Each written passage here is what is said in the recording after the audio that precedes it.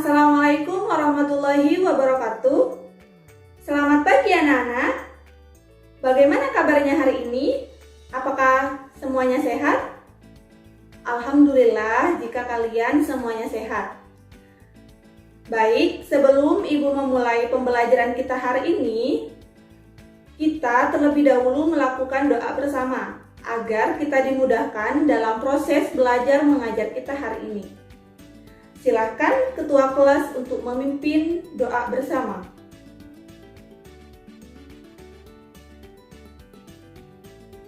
Baik, sebelum Ibu memulai materi kita hari ini, Ibu akan mengabsen kehadiran kalian terlebih dahulu. Apakah hari ini ada yang tidak masuk?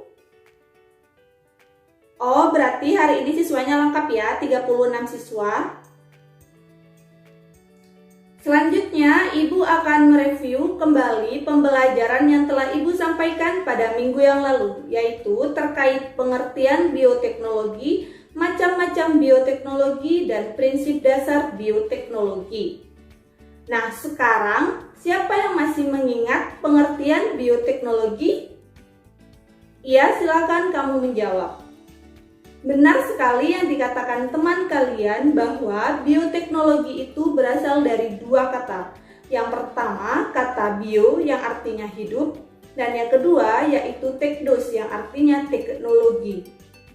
Jadi, bioteknologi adalah penerapan prinsip-prinsip biologi, biokimia, ilmu rekayasa, dan ilmu lainnya dalam pengolahan bahan yang memanfaatkan makhluk hidup atau organisme. Contohnya seperti mikrob yang menghasilkan produk atau jasa yang dibutuhkan manusia. Selanjutnya, siapa yang masih mengingat perbedaan dari macam-macam bioteknologi? Iya, silahkan kamu menjawab.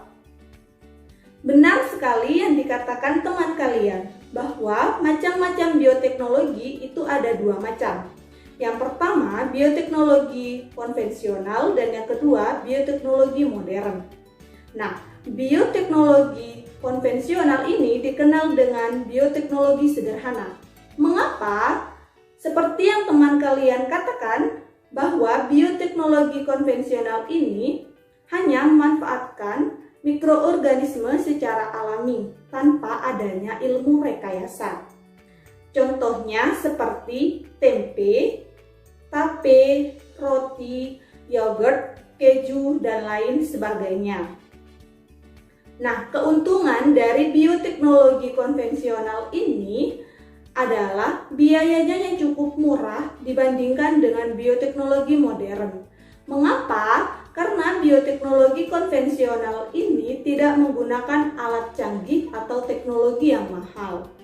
Namun, kekurangan dari bioteknologi konvensional ini adalah dalam memproduksi produk atau jasa itu dalam jumlah yang sedikit. Nah, yang kedua yaitu bioteknologi modern. Nah, seperti yang teman kalian katakan, bioteknologi modern ini merupakan bioteknologi yang memanfaatkan teknologi seperti rekombinasi DNA dan rekayasa molekul pembawa informasi genetik. Contohnya seperti vaksin transgenik, hewan transgenik, dan tanaman transgenik. Nah, keuntungan dari bioteknologi modern ini adalah dalam memproduksi produk atau jasa itu dihasilkan dalam jumlah yang banyak.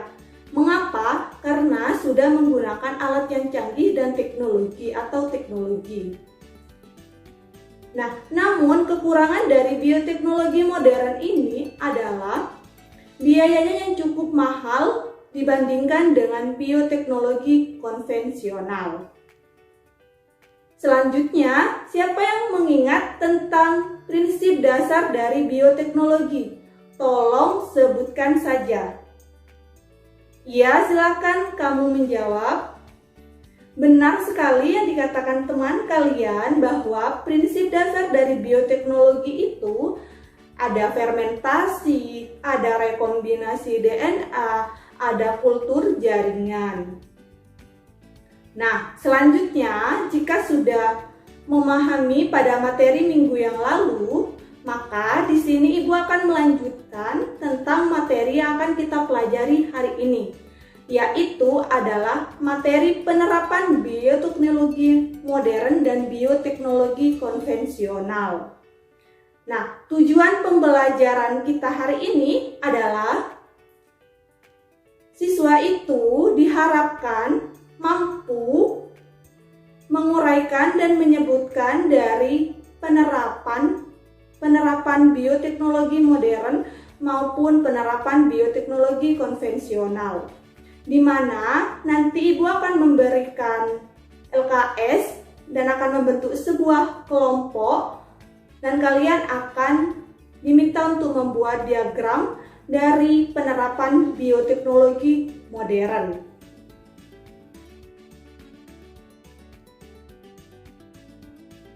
Baik, di sini Ibu telah menyajikan dua gambar yang dapat dilihat pada gambar berikut ini.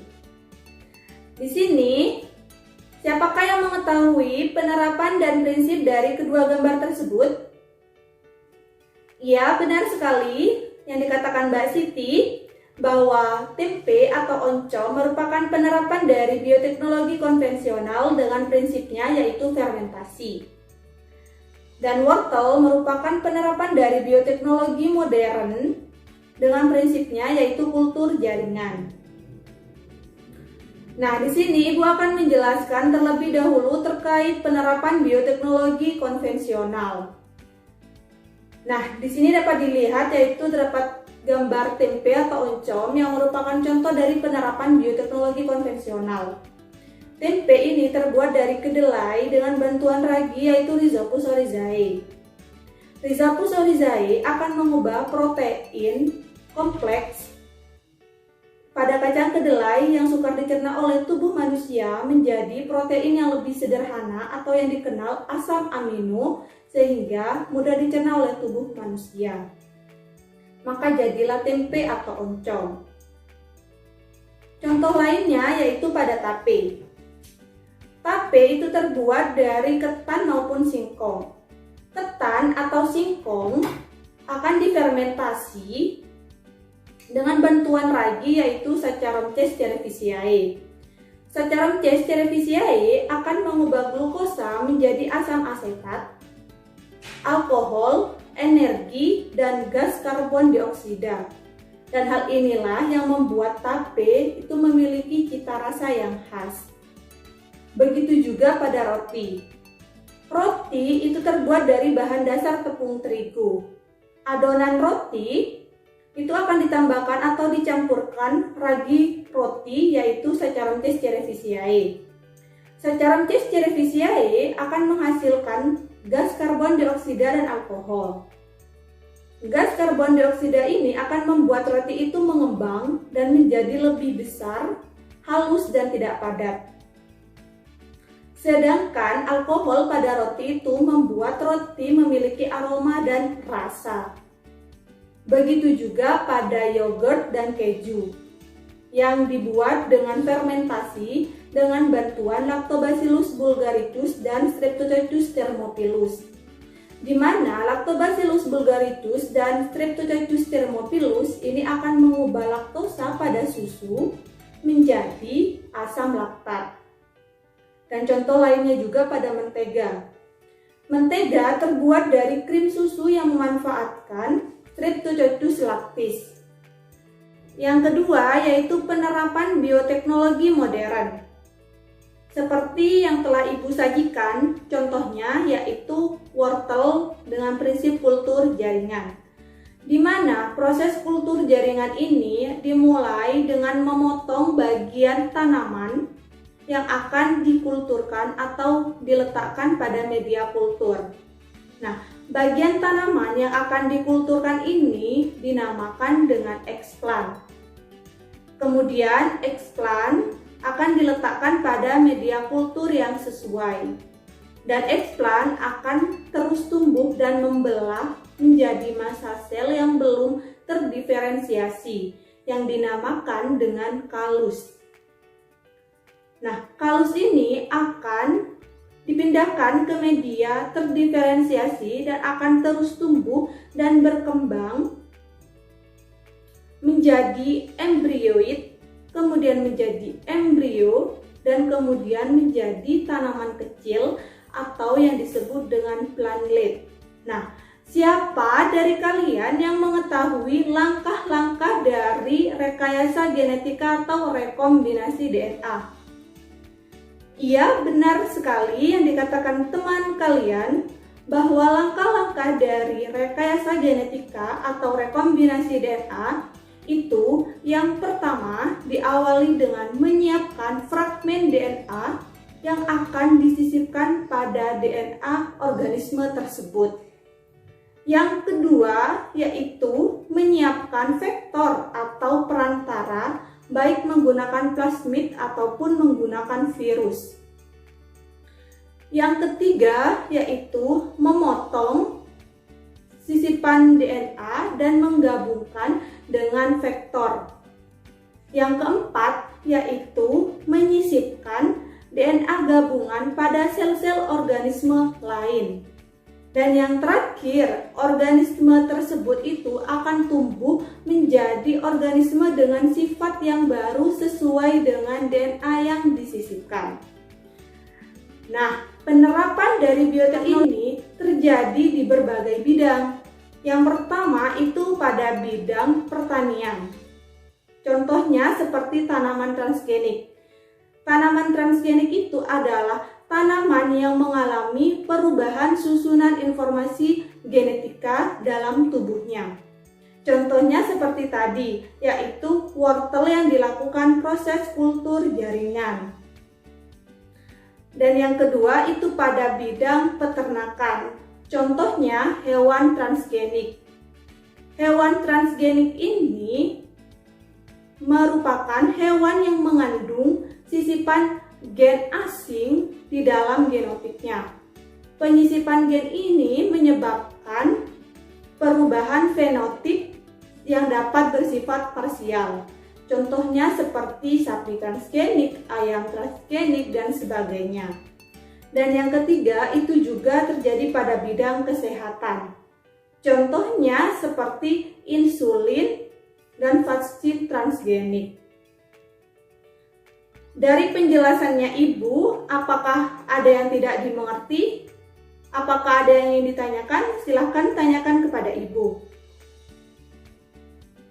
Jika dari penjelasannya Ibu sudah jelas, maka untuk lebih jelasnya lagi terkait penerapan bioteknologi konvensional dan penerapan bioteknologi modern, di sini Ibu akan membentuk kalian menjadi beberapa kelompok yang terdiri dari 3 atau sampai 5 siswa.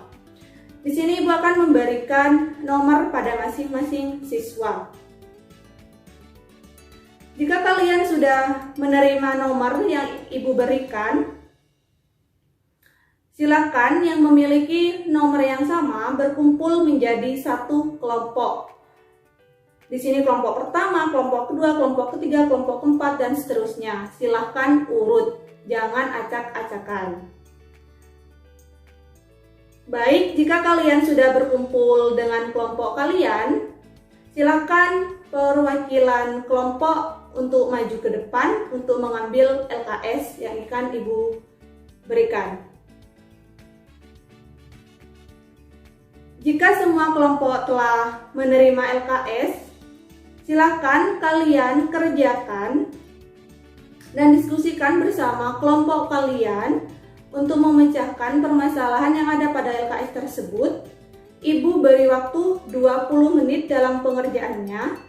Jika kalian tidak ada atau ada yang belum dipahami, silahkan tanyakan kepada Ibu, jangan kepada kelompok lain. Apakah sudah jelas? Baik, jika sudah jelas, silahkan kalian kerjakan. Baik, karena waktu sudah menunjukkan 20 menit, silahkan perwakilan kelompok dari kelompok 2, kelompok 3, dan kelompok 5 untuk maju ke depan untuk mempresentasikan hasil diskusi. Baik, silakan beri tepuk tangan kepada teman kalian yang sudah mempresentasikan. Baik, di sini Ibu akan mengevaluasi terkait penerapan bioteknologi modern pada tomat transgenik yang dibuat dengan diagram Malir. Nah, di sini sudah dipresentasikan oleh beberapa teman kalian dan itu sudah benar, tidak ada yang salah. Namun ada yang kurang sedikit, namun tidak masalah bagi Ibu, kalian bisa belajar lagi.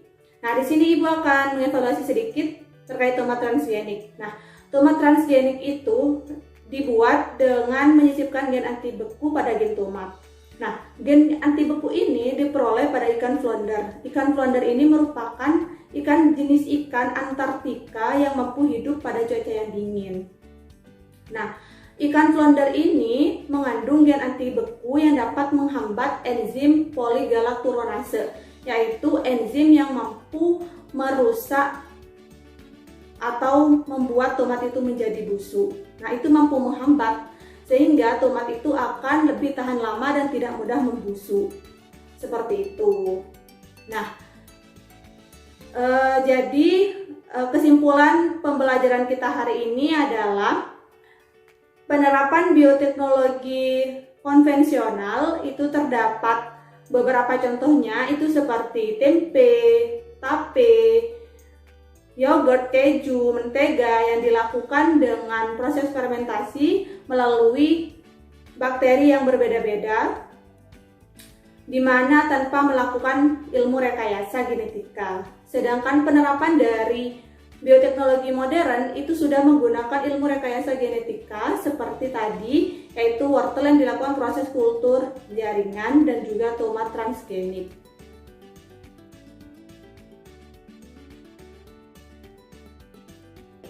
Silahkan kumpulkan LKS yang telah kalian kerjakan bersama kelompok kalian ke meja Ibu. Sebelum Ibu menutup pembelajaran kita hari ini, Ibu akan menginformasikan pembelajaran kita selanjutnya, yaitu terkait dampak penerapan bioteknologi dan mempresentasikan hasil dari pembuatan tape. Di sini kalian akan Ibu tugaskan untuk melakukan percobaan kecil terkait tape dalam membuat tape, di mana nanti kalian akan mendokumentasikan step by step atau langkah-langkah pada pembuatan tape tersebut, dan tape tersebut hasilnya itu dibawa pada minggu yang akan datang. Dan Ibu akan memberikan LKS kembali untuk kalian isi terkait pembuatan tape tersebut. Baik, sekian yang dapat Ibu sampaikan. Selebihnya Ibu mohon maaf dan semoga bermanfaat. Semangat terus untuk belajar untuk minggu depan. Sampai ketemu minggu depan. Wassalamualaikum warahmatullahi wabarakatuh.